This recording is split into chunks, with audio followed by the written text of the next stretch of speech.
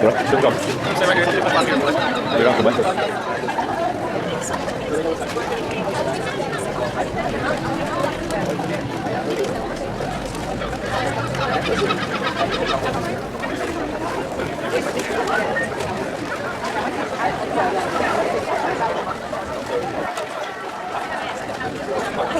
my God, do anything right now.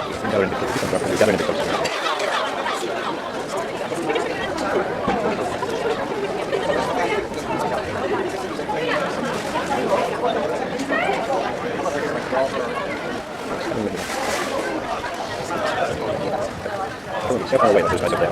That's what you try and just easy the one. So squeeze across the front, sorry.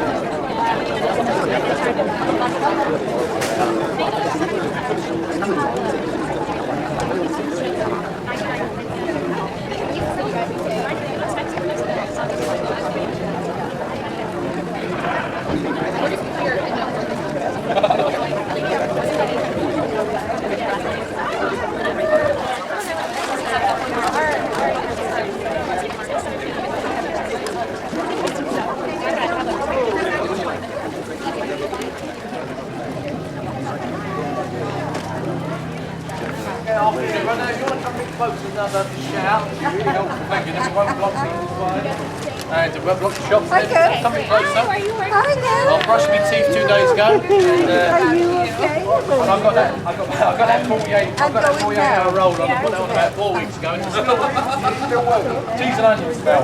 Lovely. Now you might be wondering who I am and why these people are all here, because I'm about to tell you straight away. I'm David Beckham. I haven't been to the hairdressers for a while, that's why I look like this. And it's my wife Posh, she's on my fire, she's on the for me. We're a bit worried she's getting a bit skinny, but she's alright. I'm going to do something that meant to make you think, alright? So it's meant to be a challenge to you. Fancy a challenge in a nice sunny day? That's good. If you don't fancy a challenge, well, still stay around because you might enjoy it. But it's going to make you think. I'm going to take you, or try and take you, from here to here, and in between is a few light years, alright? That's where we're going to go. So come with me on a journey, and the first thing I'm going to do is ask you a question, alright? So here comes the question. I'm not an amateur, by the way. You might think, what's this, but I'm not an amateur. I've done this in front of the Prince of Wales, and in front of the Duke of Cambridge, and about 3 other London pubs. And the old jokes are the best. There's some Americans here I know, so 3 other Chicago bars. Yeah, that went down like a lead balloon, didn't it? Okay, here we go. See if you can read this.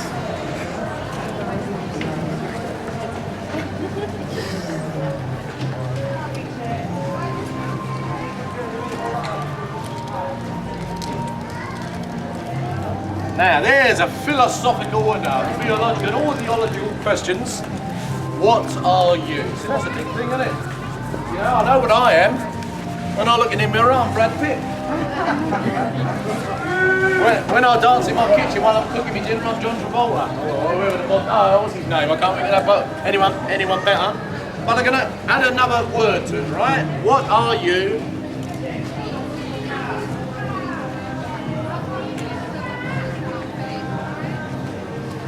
Work. That's a challenging question, isn't it? Now, you might have thought you're in Barry, walking around in the shops, and you might think, well, what am I worth? The people in the shops want to know what I'm worth because I might not be buying anything. But I want to decide on a deeper level. What are you worth? But before we get there, let's look at this. What are you worth according to this word here?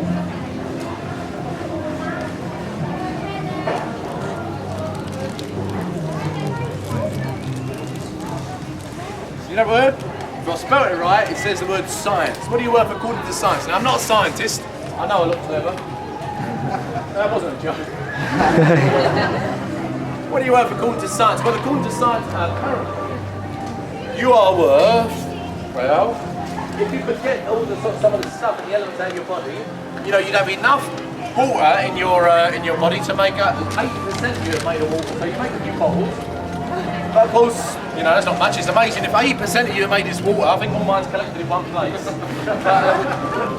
You use your bottle, shouldn't you? And again, scientifically, most of us are made up of empty space. Now, I don't. There's a lot of empty space in some of us between our ears. But if you squashed all the electrons and the protons and if you squashed it all together and got rid of all the space, you're about that big. You're about a little cube, like a dice. If you could do that. What are you worth to science? You've got enough iron in you to make 1 or 2 inch nail. Enough calcium in your teeth to make a stick of chalk. Enough fat in your body to make a bar of soap. And there are some people here who can make family packs of soap. But according to science, you're worth about this. That's pound sign. You're worth about that. Okay. You're worth about that much. Which, if we put in dollars, because the American economy is doing so well, it's probably about $100. You're worth about £3.16. Now, of course, there's something in you that says, no, I'm not, man, I'm worth more than that, and you're right. Where do we get that idea from? You know you're worth more than that, you're right. But where do we get that idea about innate value from? When you look at a baby that can't produce or do anything, it just pops. I don't know, pops out of there. I was there when my three were born, it didn't actually pop, but anyway, they just come out and they can't do anything. But they worth everything to the parents, aren't they? £3.16. Well, if you're in love with someone, if you've got a wife or a girlfriend, and hopefully you haven't got both, but if you've got one of those, you know, you're worth so £3.16. Now we know we're worth more than we think we are because of this. Now watch this, because all your life you're going to remember that a good-looking 24-year-old came to Barry Town Centre. There ain't no one else coming, this is me, I'm the good-looking 24-year-old. And showed you your value, right? Here comes your value. And this is why you think you have value. And this is why you're right to think you have value. Ready? Yeah, on camera you might want to take a picture. Because that line represents everything about what it is to be a human being. We haven't got value for any other reason except that because when God created us, there's God in heaven, if you like, and there we are on earth. When God created us, He created us to know Him, to love Him, to have an intimate, growing, loving, developing, free relationship with Him. That's why we were created. And when we were created, when God took the dust of the earth and He formed it into the shape of a man, listen to this, this is what the Bible says. He gave that man, or that ball of dust, a divine kiss of life, into his nostrils. Now I must confess I've never breathed into any man's nostrils. It's not something I fancy doing. But it says that God breathed into his nostrils the breath of life and he became a living being. That breath was not just the breath of life like we breathe, but it's living. And that's why we were created. The first people said no. They cut off that relationship between them and God. And so that brings us on to the next question.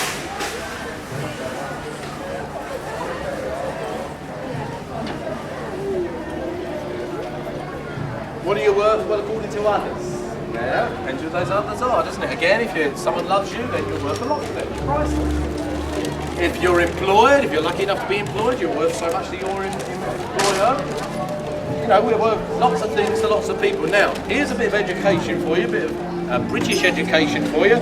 Sounds a bit patronising, I don't mean you need education, but a few years ago now, so it's a bit old, but it's still true. A few years ago, there was a football team in this country, which is, we call it football, other people call it soccer, but that's a swear word to us, so we call it football. A football player in this country was transferred from one team to another for £19 million, which isn't much now, but was a lot then. And the big debate over him was, is he worth it? Can he be worth it? He was about 19 years of age at the time, £19 million. And the big debate was all on the radio, sports stations. And they said, one of the people said on it, he said, look, the argument is over because, I'll tell you in a minute, let me get on to this. What are you worth?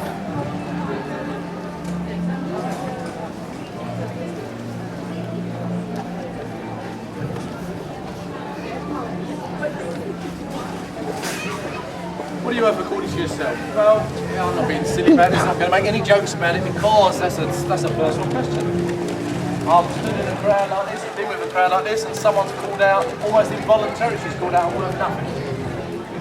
Because of things that have happened to her, or things she's allowed to happen, or things she's done, or whatever, I don't know. Worth nothing. And that maybe some of us feel like that we're worth nothing.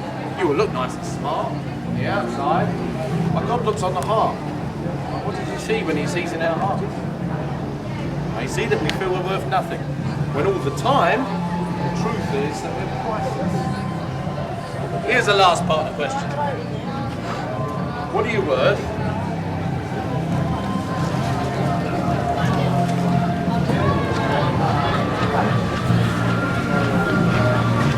What are you worth to God? Well, you might say, well, I don't believe in God. Well, that's okay, just come with me for a minute. What are you worth to God? What do you imagine you might be worth to God? The God who created you. The God who the Bible says created all things again, created by Him and for Him. What are you worth to God? Well, I don't think there is a God. Well, no wonder you think there's not a God, because there's a barrier between all of us and God. This barrier between us and God is what the Bible calls, not fashion word, that is what the Bible calls sin. Now, some people say sin, I don't understand that word, that went out, that's an old-fashioned word, I don't understand it. So let me just try and show you a bit of rope here. Is there anyone here who's never told a lie? Never told a lie? Never told a lie. Right? Fair enough, I didn't put my hand up. Like I said, I tell myself lies every time I look in the mirror. I think, man, you're good looking. Anyone here who's never stolen anything? Right, so we're all lying thieves. Is that right? That's what we are.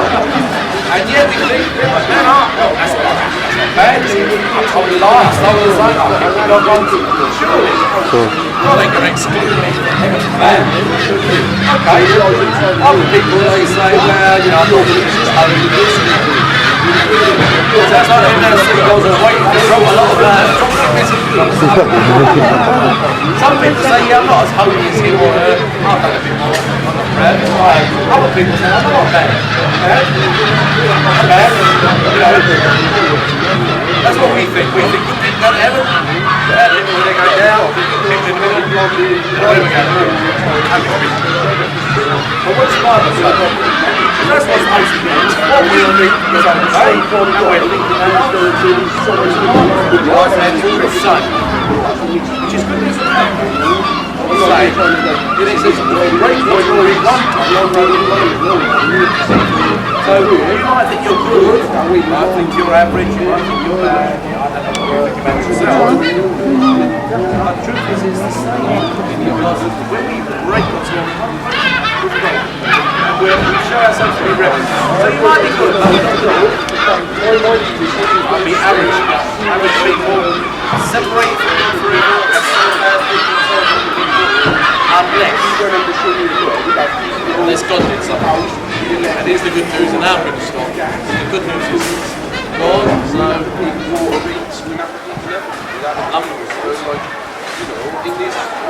that He gave His one little Son. And He is the definition my life and your life if you receive that truth. Because it is death, and on His death, and on His shoulders, all of my sin and your sin and our sin was carried. Take that paid for. He died and He came alive. And we can now have an conversation said, is this football player worth it? And the answer was, if someone is willing to pay that price for it, it makes it worth it. So if someone is willing to pay that price for you, that makes you good. Now, I've got something to read. There's so much more to say, but I'm going to stop because it's good long enough. I'd like to receive this paper reading. Part of what I've also to take away and read, think about these things. I haven't answered all your questions, I'm sure, but maybe I've helped you understand something, maybe at least sparked your thinking. So I'd like to receive what you'll get when you're. Okay, thank you for listening. And,